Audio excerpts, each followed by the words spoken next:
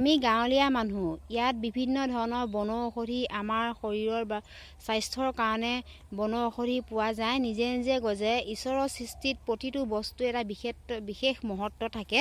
আজি আপোনালোকক এবিধ বনৌষধি বিষয়ে ক'বলৈ আহিছোঁ। এইবিধ বন বাৰু আপোনালোকে চিনি পায়নে? সকলোৱে চিনি নাপাবও পাৰে, কিছুমানে পাবও পাৰে, কিছুমানে উঘলিও পেলাব পাৰে।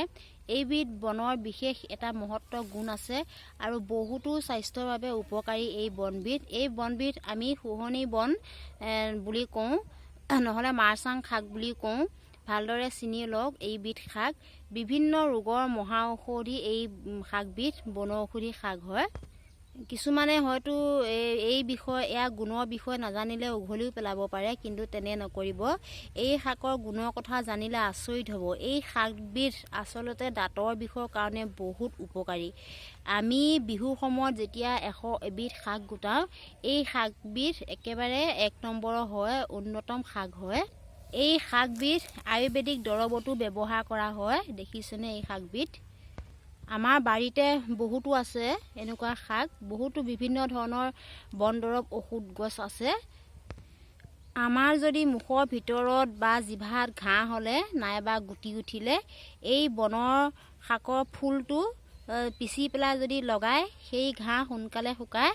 আকৌ মুখৰ পৰা যদি গোন্ধ ওলায়, এই বন শাকৰ ৰসে পানীত যদি মিহলাই, সেই শাক অলপ পানীত গৰম কৰি উতলাই সেই পানীয়ে মুখখন কুলকুলাব লাগে, বহুতো আৰাম পোৱা যায়।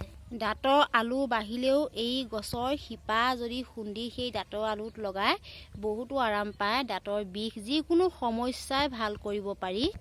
ছালৰ বিভিন্ন সমস্যা, যেনে ছালত কিছুমান আমাৰ গুটি উঠে বা শৰ হয় বা খজুতি হয়, তেনে ক্ষেত্ৰত এই শাকৰ ফুল কেইপাহমান বা শাকৰ পাত বা এনেকুৱা শাকৰ শিপা পিচি লৈ পেলাই যদি সেই খজুলি হোৱাত বা শৰ হোৱা ঠাইত প্ৰলেপ দি পেলাই 1 ঘণ্টামান ৰাখে, তেতিয়াহ'লে সেই শৰ অতি সোনকালেই ভাল হৈ যায়।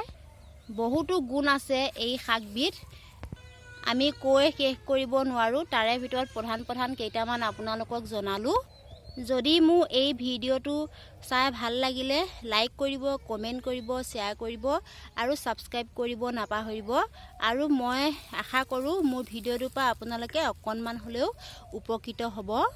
এয়া ফুলকেইপাহ দেখিছেনে? শুহনি বন এইয়া পাত এনেদৰে ভাজি খাবলৈও পাৰি বা যিকোনো প্ৰকাৰে বিভিন্ন প্ৰকাৰে খাবলৈ পাৰি। এই বন গছজোপা কিমান ঔষধি গুণ থকা এইবিধ দেখিছেনে বাৰু? ভাবিলে আচৰিত হ'ব কিন্তু।